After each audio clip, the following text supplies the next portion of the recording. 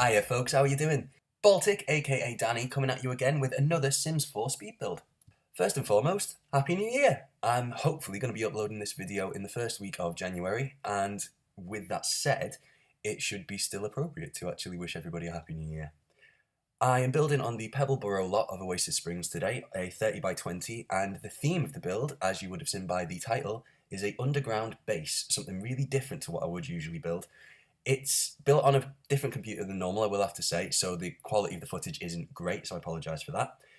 Still wanted to get it uploaded though, and all the screenshots will be taken in high quality, which you will see at the end of the video. So I was inspired to make this build because of all of the Get to Work objects that we've got. The Get to Work expansion pack, for those who don't have it, obviously brings the detective, hospital and science careers to your game, and the objects that come with it are absolutely amazing. Particularly the hospital stuff. I've only ever played around with the doctor medical career like 3 or 4 times, so I've only ever been to the actual hospital lot like a handful of times maybe, and I just forgot about the amount of content that was in the game specifically for that one lot. So with that said, I wanted to combine a lot of the science career object and a couple of the medical career object in order to build like a lunar base sort of thing, which I'm sure you will see coming together just now as we finished the floor plan for the build. The floor plan is actually a mirror image of itself, so it doesn't really make a lot of sense at this stage because for you folks who are watching at home, you obviously don't know where anything's going to be placed, but you can see that there's sort of a antechamber section here, which is what I was just building the roof for. The main section is just now being connected to via one of these little glass roof tunnel builds, and the section towards the back is going to be the bunkhouse area, just for those of you who are wondering. The glass roof inspired build, well, it's not inspired by glass roofs, but it is something that I couldn't have done otherwise without glass roofs, basically. I spent ages learning what you can and can't do with the roofing, because I know that a lot of people build greenhouses using the roofs that you just stick on the floor. I think they're the Gables style roofs, and you can put the door on one side and just walk through and like water your plants and stuff, which is really cool. I think I've used it a couple times in some builds, but I've never really... Well, first of all, it wasn't my idea. I can't remember whose idea it was. It was one of those that you sort of see hopping around on the internet, and someone will have obviously been the first person to ever make it, but the number of speed builds that I watch and the number of people who include it in their builds, I don't know where it came from, so I'm just going to say it's not mine. Some of the roofing, as you'll have just seen from the front of the lot, is meant to simulate the look of like solar panels. In The Sims 3, one of the updates that we got to the game, I can't remember whether it was store content, I think it might have been actually, had a load of eco-friendly pack stuff. It had like solar panels, wind turbines, and an electric car, I believe. And had any of that content been available in the game, then I definitely would have used it in this build to really sell the sort of sci-fi, high-tech theme. Because basically, with where I was going with this, I'd modelled the interior off of a game that I used to play when I was a young kid called Space Colony. It was for Windows 95 maybe, but you can actually still download it. It's been remastered and it's on Steam. It's a 3 or 4 quid, I can't remember exactly how much, but if you ever have any spare cash and you want to play a vintage game that is absolutely amazing, please, please, please go and download Space Colony, because it is so much fun. The graphics are a bit rough, but if you can get past it, it's just, I've spent hours building bases and getting everybody to work together. It's very much a simulation game. In fact, it was actually packaged with the name Sims in Space. I don't know whether you'll be able to find any proof of that on like Wikipedia or the archives of the internet, as it were. But yeah, that was definitely one of my favourite games as a kid, and while I was playing this build, I really took inspiration from the way that they sort of... Well, actually, the bunkhouses at the back, those 2 rooms are going to be where the Sims who were meant to live on this space station sleep. So I've just skipped ahead a little bit in the build only because all I was doing was placing lights and trying to get the floor tiles to all match up in the same houses, so it really wasn't anything that you particularly missed out on. And we are now in one of the more social areas of the underground base. This is a section where, in my head, it links to everywhere else, so I thought that it would be a really good sort of hub spot to have some chairs, a couple places to read a book, some plant life. Plant life is one of the things that I really did struggle with for this build. Obviously, because everything's underground, you've got to sort of use your head a little bit and make sure that if there is any access to natural light, apart from obviously the massive glass domed ceilings, you can try and get whatever plant life you want in there.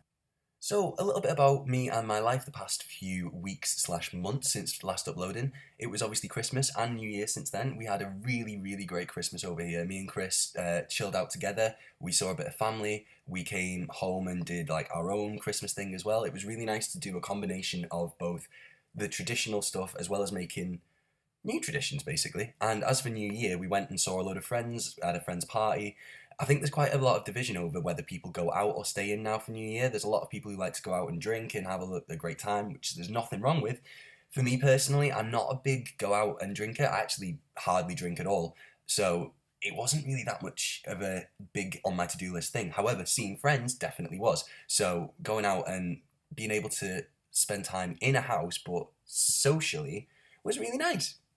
And I'll cut off halfway there because I've just realised that I'm doing my favourite part of the build now. This is the Medibay. So all of the objects like the medical desk in the background that I've used there, and actually, sorry, no, not the medical desk, the medical bed, and the two desks that I'd used in the background there were not objects that I'd ever really put down in a build before. So it was really interesting to use them and actually decorate a whole room thematically and have it finally look in place in a build. Because obviously, if you're on a space station in the middle of nowhere, the first thing you would want is a Medibay to get yourselves better if you were sick or if somebody contracted like a real weird rogue viral illness that came from outer space.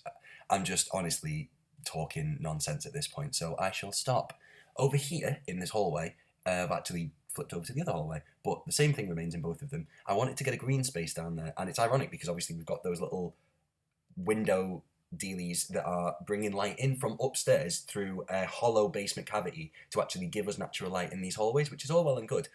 But as I said before, the roofs are still made of glass anyway, so it really doesn't matter in that regard. And second of all, when I wanted to get actual plant life objects in there, I didn't know really where was going to be best other than a load of vases and whatnot, but that gets boring. So I thought, because it's sort of a science fiction-y build, if I just pulled up a bit of flooring and stuck plants there, it wouldn't look completely out of place. And we're onto the gym now. So the gym is something that I've put in a lot of my builds, and I feel like watching this now, I'm almost exactly identical in building this to all of the other home gyms that I've built in the past, especially with throwing down that, I think it's a rug, but it's technically not a rug, is it? No, sorry, it technically is a rug, but it's clearly not a rug. It's the foam stuff that you get in like jujitsu dojos. To all of those who've never done any like martial arts or stuff, I tried for a couple of weeks maybe, absolutely bottled it, could not do it to save my life. And the one memory I do have is being repeatedly thrown onto my back on that soft, I'm saying in using air quotes that you can't see while I'm recording this video, so there was absolutely no point in doing that. But those soft mat things that really just aren't soft, he says for the 9th time. Anyway, now we are into the main hub section of the build. I've just done a little jump cut there because trying to get that stripy flooring was a nightmare. It was literally the only way that I could do it was to turn the Control and F setting on the floor tiles and individually paint on the quarter tiles into a stripe. And what I've just done there is get rid of half of them, so that was a lovely amount of time well spent, wasn't it? I'm about to start using an item that I've never actually seen before in the game, and it's this little handprint birth certificate. It's specifically only for aliens, which came to us with Get to Work, and because I've never actually raised an alien baby of my own, I know, shameful, I've never actually seen them before, but I thought in this build, putting them by all of the main doors made it look like they were all like hand touchpads that obviously employees could access but nobody else could, so that's why I've stuck them all around the place. In this more open area here, I was kind of stuck for what to put down. I think in the end I put down the microscope because it's a massive object and it actually would fit in a space like that for once. But before that, I was placing a load of decorative objects like the side wall fan and some really big tech equipment. I didn't know, but they all actually have sound effects. So while you're playing the game live, and you go past like the fan, you hear it spinning, which is all really nice world building, but to people who don't actually play the game very much like myself, you obviously don't see those things happen very often. Here I am placing the objects that I did eventually decide would fit in and around where we were, but still, they're all objects that you just look at and view. But enough of my miserable old whining. The room that we're just about to start now, this tiny little annex, is the only excuse for a kitchen I could find to put in the lot. I was originally going to do like a dining space on this hand side of the lot, and then when we jump back over to where the kitchen is over here, I was put the counters all around the outside walls and then make it like a walk-in kitchen. But then that didn't really feel very space station-y, underground basey, so I made sure that all of the kitchen and sitting equipment were all placed in the same room. I know it's quite pokey and quite tight, but when you add a couple of things to decorate the sides, like these posters that I am currently placing, it makes the whole thing feel a little bit more lived in, and like what little spaces they can decorate for themselves, the people who live on this base, they definitely are doing, so that it brings a touch of humanity to it.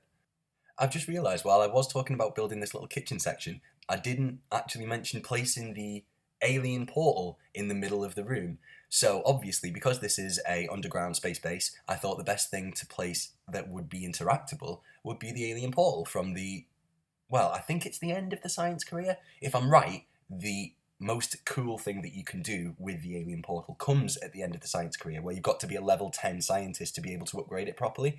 And once you've installed that upgrade, you can actually travel to the planet Sixum, which is sort of like an Easter egg. It's really not, because if you do get to the end of the science career, you're encouraged to go. But because a lot of people don't necessarily play the science career path more than once, I think a lot of gamers forget that they can go to Sixum. There's definitely another way to do it, and I'm sure that there is a guide online for other ways to get there, but that is the only way that I can think of off the top of my head, and it's definitely the most successful. It gives you something to strive towards. Like, I sometimes get bored climbing up the career ladder and having very little to show from it other than loads of money, but the interactive careers, like the get to work careers, really gave me something to focus on and build a story for. One of the 4 people who lives here is actually a medic, obviously, otherwise why would we need a medical bay? And then one of the people who lives on the base is an actual scientist. The other person's a personal trainer, and the final member is sort of the, how would you explain it? If you offered a raffle to go and fly to space, the person who would buy 20,000 tickets so that they had a 20,000% extra chance of going, that's the person who lives in the last bed. Someone who really shouldn't be in space, hasn't done the training, but has a lot of money and therefore has funded the whole thing.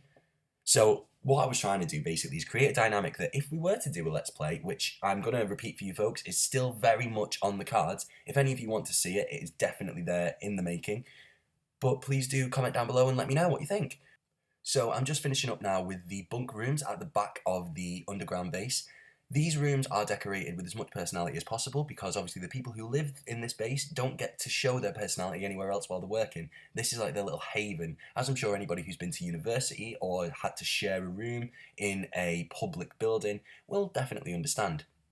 It's almost ready for signing off time now, so I would like to say a massive thank you to all of you folks who have watched through to the end. These videos are made personally by me for you, and if you would like to see more, please do subscribe, because there will be more videos coming up in the next few weeks. Other than that, folks, please do take care of yourselves. See ya!